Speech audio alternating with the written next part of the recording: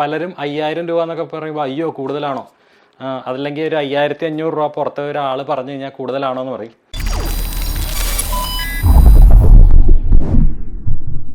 Hi guys, അഴിച്ചുകൊണ്ട പുതിയൊരു എപ്പിസോഡിലേക്ക് എല്ലാവർക്കും സ്വാഗതം. കഴിഞ്ഞ 2 എപ്പിസോഡ് നമ്മൾ വണ്ടീനെ കുറിച്ചാണ് ചെയ്തത്.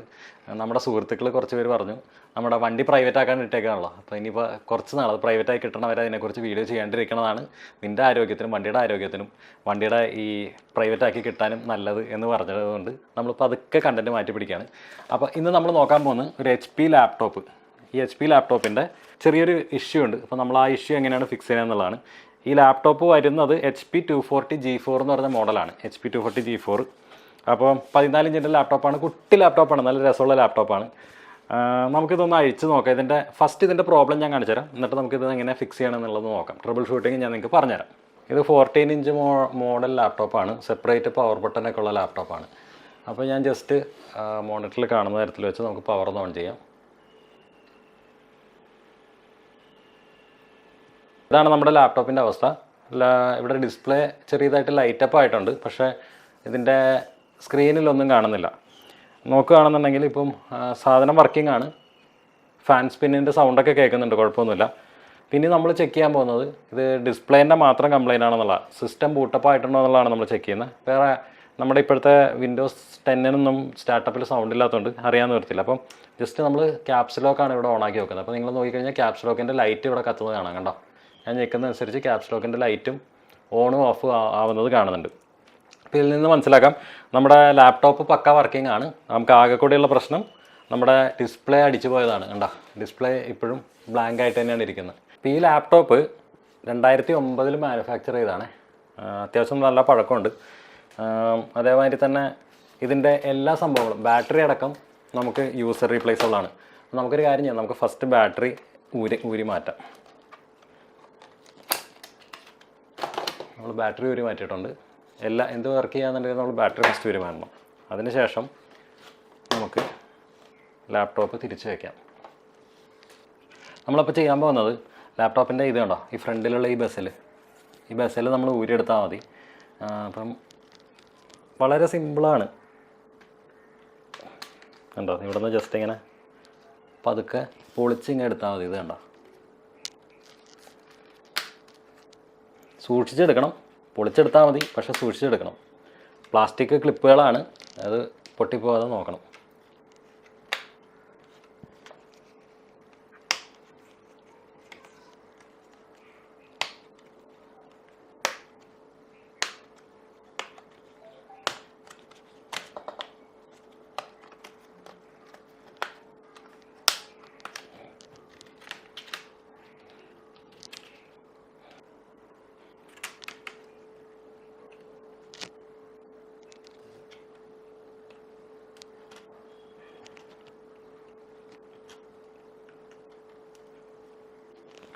ഈ മോഡലിന് ഇപ്പോൾ നിങ്ങൾ നോക്കുകയാണെന്നുണ്ടെങ്കിൽ ഇതുണ്ടോ, ഇവിടെ 2 സ്ക്രൂ ഹൈഡ് ചെയ്ത് വെച്ചിട്ടുണ്ട്. ഈ മോഡൽ ലാപ്പിന് നമ്മൾ ബസ്സിലിപ്പോൾ നമ്മൾ ഊരിയെടുത്തെങ്കിലും ഇവിടെ 2 സ്ക്രൂ ഉണ്ട്. അത് ആദ്യം നമ്മൾ ഊരണം. അത് സാധാരണ ലാപ്ടോപ്പിലില്ല, ഇത് പഴയ മോഡൽ ലാപ്ടോപ്പ് ആയതുകൊണ്ട് ഇതിന് സ്ക്രൂ ഉണ്ട്. അപ്പോൾ നമുക്ക് ജസ്റ്റ് ഒന്ന് ഊരിയെടുക്കാം.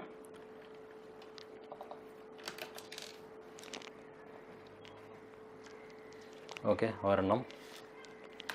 അതേപോലെ തന്നെ ഇപ്പുറത്തെ സൈഡിലുണ്ട്. അടുത്ത സ്ക്രൂ ഇവിടെ ഉണ്ട്. അത് ജസ്റ്റ് ഇതേമാതിരി ജസ്റ്റ് ഒന്ന്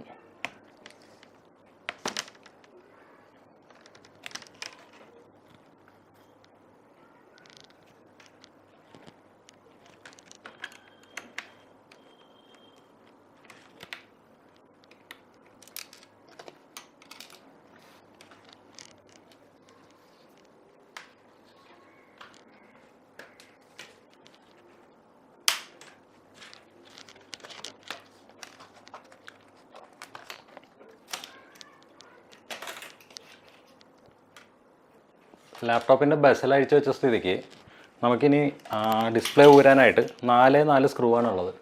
ഉണ്ടോ, 1 2 3 4. അത് നോക്കുക, കറക്റ്റായിട്ട് നോക്കുക. LCD പിടിപ്പിച്ചേക്കുന്ന സാധനം മാത്രം ഊരുക.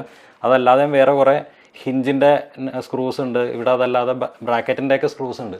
അപ്പോൾ ഇതൊന്നും ഊരരുത്. ജസ്റ്റ് ഇവിടെ ഈ LCDയുടെ പാനൽ പിടിപ്പിച്ചേക്കുന്ന 1 2 3 4 അത് നോക്കിയിട്ട് ഊരുക കേട്ടോ.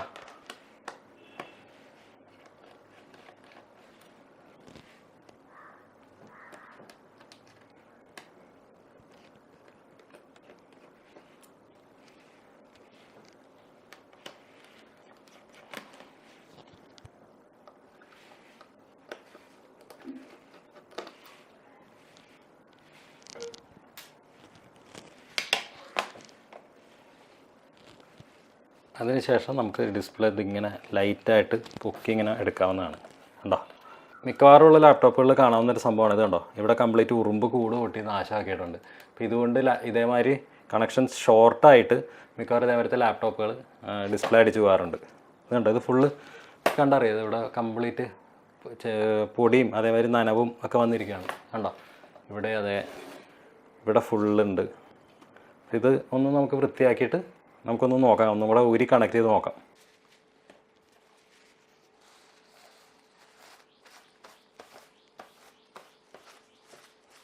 നമ്മുടെ LCD കണക്ടർ ഊരി പോരാതിരിക്കാനായിട്ട് ഒരു നല്ല ടേപ്പ് ഇവിടെ ഒട്ടിച്ചിട്ടുണ്ട്. അപ്പോൾ ആ ടേപ്പ് നൈസായിട്ട് പറിച്ചെടുക്കുക എന്നുള്ളതാണ് അടുത്ത്. എന്നാലേ നമുക്ക് കണക്ടർ സെക്യൂറായിട്ട് ഊരിയെടുക്കാൻ പറ്റുള്ളൂ. അപ്പോൾ ഇതേമാതിരി കുറച്ച് ബുദ്ധിമുട്ടാണ്, എന്നാലും ഉണ്ടോ നോക്കിക്കഴിഞ്ഞ് കഴിഞ്ഞാൽ ഈ ടേപ്പിൻ്റെ അകത്തും ഇതേമാതിരി അഴുക്കും കാര്യങ്ങളൊക്കെ ഉണ്ട്. ഇതാണ് നമ്മുടെ LCD കണക്ടർ. കണ്ട, LCD കണക്ടർ നമ്മൾ ഊരിയിട്ടുണ്ട്. ഇതാണ് നമ്മുടെ LCD. ഇനി ഈ പാർട്ടിൻ്റെ മോഡൽ നമ്പറും പാർട്ട് നമ്പറും നമ്മൾ നോക്കിയിട്ട് ഇത് ഓർഡർ ചെയ്യുക എന്നുള്ളതാണ്. അപ്പോൾ ഇതാണ് നമ്മുടെ ലാപ്ടോപ്പിൻ്റെ റീപ്ലേസ്മെൻറ്റ് സ്ക്രീനായിട്ട് വരുന്നത് കേട്ടോ. ഇതിന് 5000 രൂപയാണ് വില വരുന്നത്. 1 കൊല്ലത്തെ വാറൻറ്റി ഉണ്ട്, 12 മാസത്തെ വാറൻറ്റിയും ഇതിനുണ്ട്. അപ്പോൾ ഇതെങ്ങനെയാണ് സെലക്ട് ചെയ്യുന്നതെന്ന് കാണിച്ചു തരാം. നമ്മുടെ ലാപ്ടോപ്പിൽ നിന്ന് ഊരിയെടുത്ത മോണിറ്ററിൻ്റെ ബാക്കിൽ നമുക്ക് ഓൾറെഡി LCD പാനലിൻ്റെ ബാക്കിൽ ഇപ്പോൾ നിങ്ങൾ നോക്കിക്കഴിഞ്ഞാൽ നിങ്ങൾക്ക് കാണാം N140BGE E33 എന്ന് പറഞ്ഞൊരു കോഡ് ഇവിടെ ഉണ്ട്. അപ്പോൾ ഈ സംഭവം അവിടെ കൊണ്ടുപോയി നമ്മുടെ ലാപ്ടോപ്പിൻ്റെ സ്പെയർ പാർട്സ് കിട്ടുന്ന കടയിൽ കൊണ്ടുപോയി കാണിച്ചു കഴിഞ്ഞാൽ അവർ തരുന്നതാണ് ഇതേമാതിരത്തെ ഒരു സംഭവം. അപ്പോൾ നമുക്കൊരു കാര്യം ചെയ്യാം, നമുക്ക് ആദ്യം ഇതൊന്ന് അൺബോക്സ് ചെയ്യാം, ഇതിൻ്റെ അകത്ത് എന്തൊക്കെ ഉണ്ടെന്നുള്ളതൊന്ന് നോക്കാം.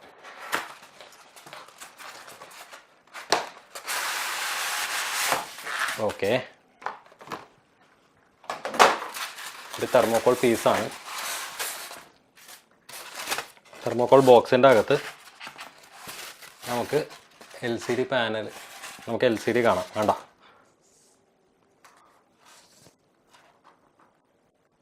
മെയ്ഡ് ഇൻ ചൈനയാണ്. കണക്ടറും ഇവിടെ ഉണ്ട്. വേണ്ട, അപ്പോൾ നമുക്കൊരു പണി ചെയ്യാം, നമുക്ക് ഈ സാധനം നമ്മുടെ ലാപ്ടോപ്പിലേക്ക് ഒന്ന് വെച്ച് നോക്കാം. നല്ല ബോക്സിൽ നല്ല കവറിങ് ഒക്കെ ആയിട്ടാണ് വന്നിരിക്കുന്നത്. വേണ്ട,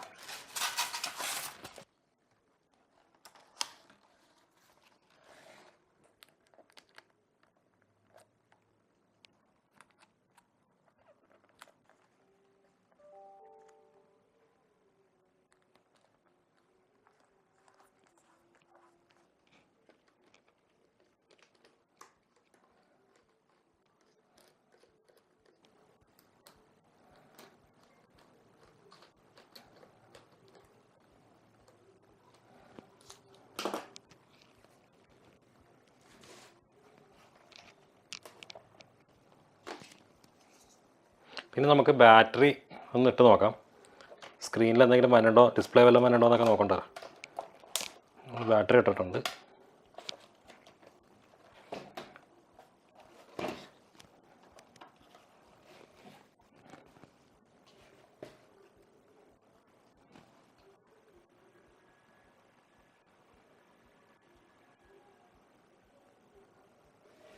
കണ്ടോ, ഡിസ്പ്ലേ റെഡി ആയിട്ടുണ്ട്. ഈ ഫിംഗർ പ്രിൻ്റ് നോക്കണ്ട, ഇതിൻ്റെ പൊക്കത്തൊരു കവറുണ്ട്. കവർ വലിച്ചു കളഞ്ഞ് കഴിഞ്ഞാൽ ഫിംഗർ പ്രിൻ്റ് മുഴുവൻ പോകും. കണ്ടോ, സാധനം ഇപ്പോൾ ബൂട്ടിങ് ആയിട്ടുണ്ട്. നമ്മളിനി ബെസലുകൾ പഴയ രീതിക്ക് തന്നെ പിടിപ്പിക്കുകയാണ്.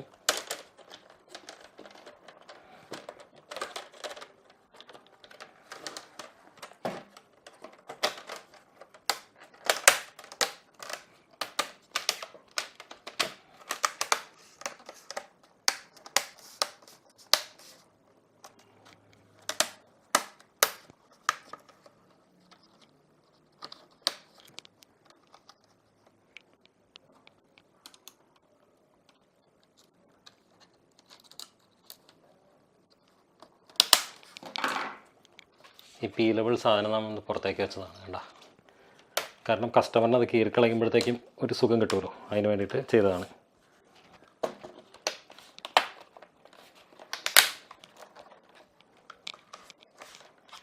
നമ്മളപ്പോൾ ഒരു 5000 രൂപ മുടക്കിയിട്ട് നമ്മുടെ ലാപ്ടോപ്പ് ശരിയാക്കി എടുത്തിട്ടുണ്ട്. അപ്പോൾ ഈ വീഡിയോ കൊണ്ട് ഉദ്ദേശിക്കുന്നത് വേറെ ഒന്നും കൊണ്ടല്ല, നമുക്കിപ്പോൾ ഒരു ഡിസ്പ്ലേ അടിച്ചു പോയോ എന്നൊക്കെ അറിയാനായിട്ട് കുറച്ച് കാര്യങ്ങളുണ്ട്. ഇപ്പോൾ നമ്മൾ നോക്കിയത് ജസ്റ്റ് ക്യാപ്സ് ലോക്ക് ഞെക്കി നോക്കുകയാണ് ചെയ്തത്. ക്യാപ്സ് ലോക്ക് ഞെക്കിയപ്പോഴത്തേക്കും ക്യാപ്സ് ലോക്കിൻ്റെ ലൈറ്റ് വർക്ക് ചെയ്യണം. അപ്പോഴത്തേക്കും നമുക്ക് മനസ്സിലായി സിസ്റ്റം വർക്കിംഗ് ആണ്, ആ കൂടി ഡിസ്പ്ലേ മാത്രമേ ഇല്ലാത്തുള്ളൂ. അതല്ലാന്നുണ്ടെങ്കിൽ ഒരു എക്സ്റ്റേണൽ മോണിറ്റർ കുത്തിയാലും നമുക്കത് അറിയാൻ പറ്റും. അപ്പോൾ ഇന്നത്തെ വീഡിയോൻ്റെ ഉദ്ദേശം ഇത്രയേ ഉള്ളൂ. നമുക്ക് തന്നെ ഈ സംഭവങ്ങളൊക്കെ റെഡിയാക്കി എടുക്കാവുന്നേ ഉള്ളൂ. പുറത്ത് കൊടുക്കേണ്ട കാര്യമില്ല. എന്നാൽ ഞാൻ പുറത്ത് കൊടുക്കണ്ടെന്നും പറയില്ല. കാരണം എന്താ വെച്ച് കഴിഞ്ഞാൽ നിങ്ങളത് നോക്കി അടിച്ചില്ല എന്നുണ്ടെങ്കിൽ ഈ ലാപ്ടോപ്പ് തന്നെ മൊത്തത്തിൽ കംപ്ലൈൻറ്റ് ആവാനും ചാൻസ് ഉണ്ട്. അപ്പം ബേസിക് എന്താണ് ഇതിൻ്റെ ഉള്ളിൽ നടക്കുന്നത് എന്നുള്ള സംഭവങ്ങൾ മാത്രം അറിയിക്കാൻ വേണ്ടിയിട്ടാണ് ഇങ്ങനൊരു വീഡിയോ ചെയ്യുന്നത് കേട്ടോ.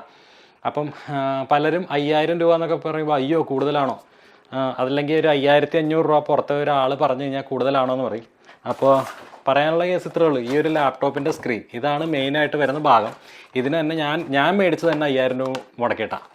അപ്പം അത് മാത്രമാണ് എനിക്കുണ്ടായിരുന്ന ചിലവ്. പിന്നെ നമ്മൾ പുറത്ത് കൊടുക്കുക തന്നെ പുള്ളിയുടെ ഒരു സർവീസ് ചാർജ് അതും കൂടെ എടുക്കുമായിരിക്കും. അപ്പം അത്രയൊക്കെ വരും കോസ്റ്റ്.